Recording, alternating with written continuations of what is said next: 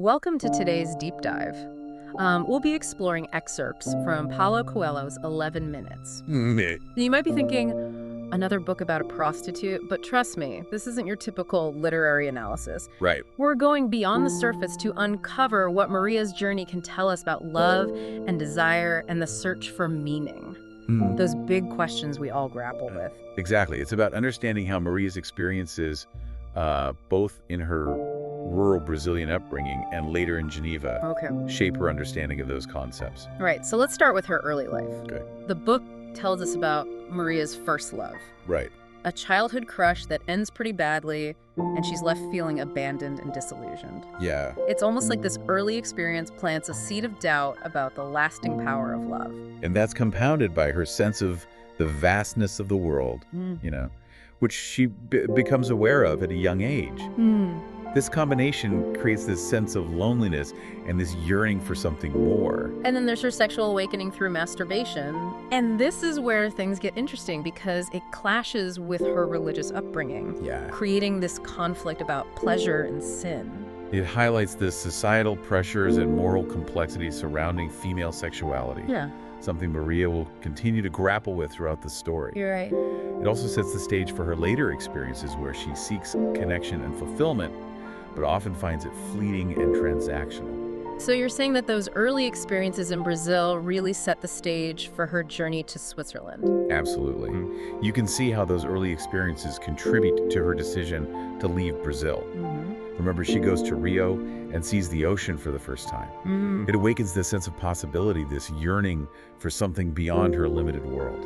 And that's when she encounters the Swiss man who offers her a job as a samba dancer in Geneva. Right. She's young and naive, and she sees this as her ticket to a new life. And of course, it's not what she expects. Right. The club is restrictive, and the reality is far from glamorous.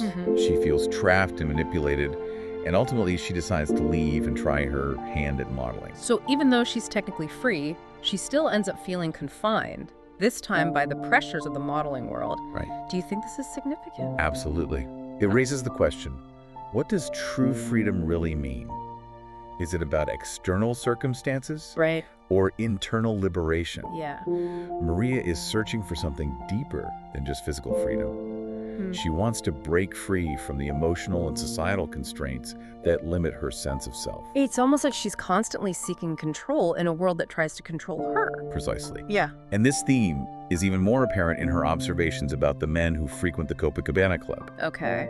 She notices their outward displays of power and confidence, yet senses this deep-seated fear beneath the surface. She's seeing through the facade, Yeah. recognizing that even those who appear to have it all might be struggling with their own vulnerabilities and insecurities. Yes, and this ability to see beyond the surface will be crucial in her relationship with Ralph, No, Ralph. the painter she meets later in the cafe. Ah, yes, Ralph.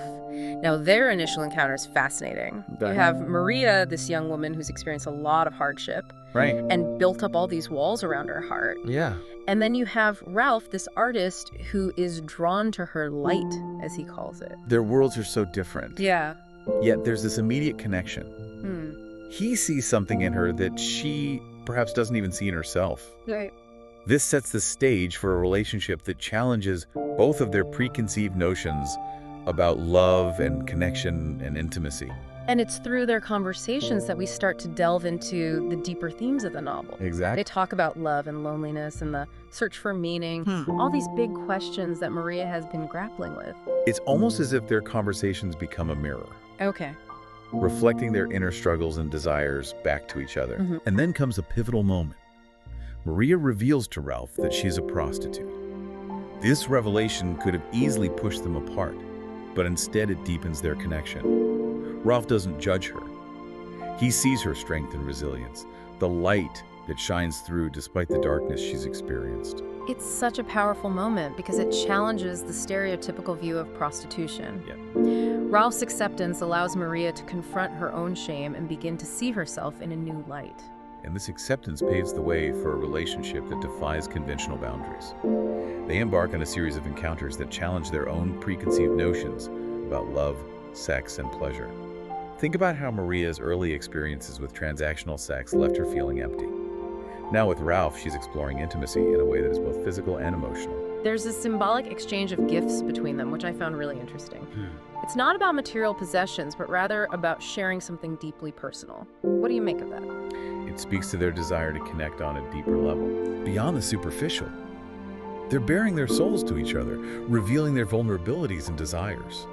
It's a far cry from the transactional nature of Maria's past relationship. And then there's that whole concept of 11 minutes, which Coelho uses as a metaphor for the fleeting nature of physical intimacy. Yes, it highlights the way society often reduces intimacy to a brief physical act. Right. But for Maria, true connection goes beyond those 11 minutes.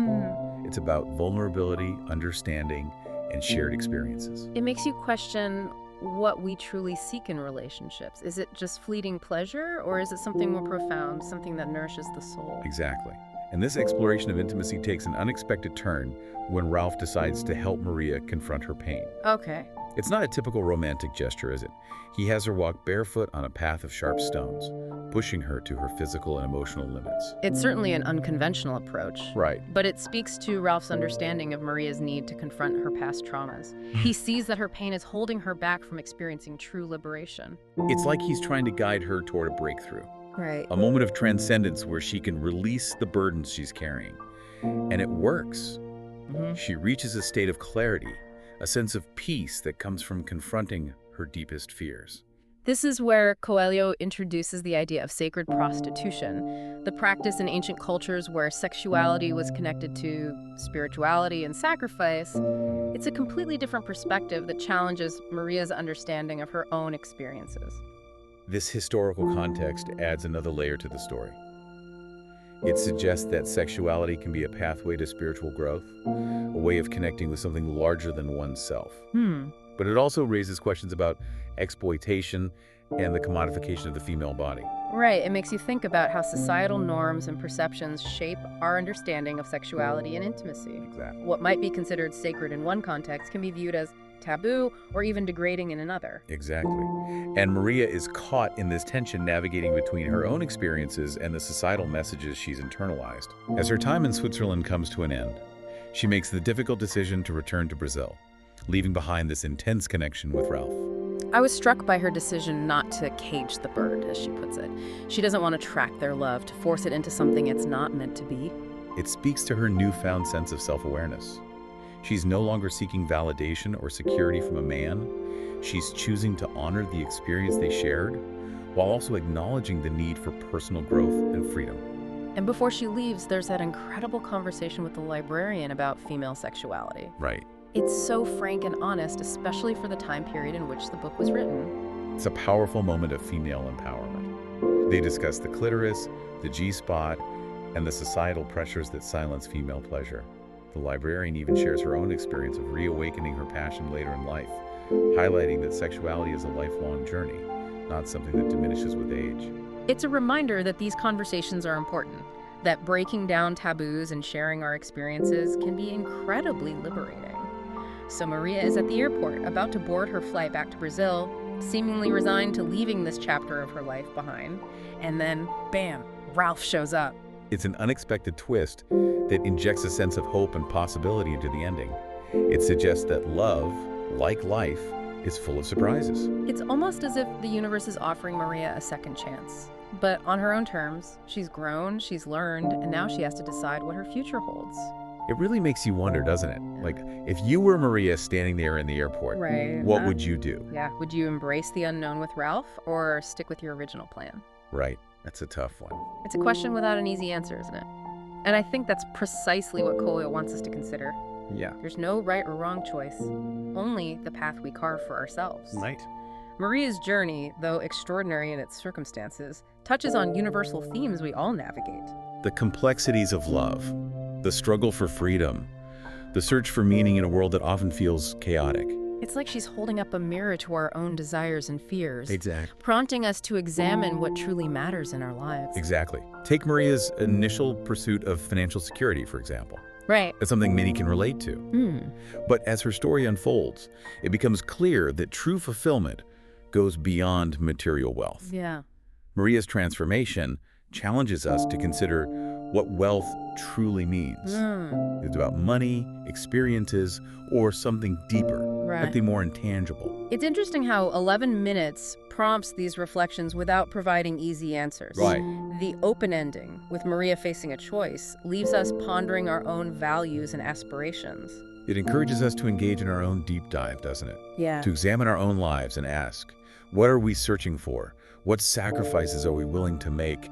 And ultimately, what does it mean to truly live authentically? That's the brilliance of Coelho's storytelling. He gives us this captivating journey full of twists and turns, and then leaves us at a crossroads, inviting us to continue the exploration within ourselves.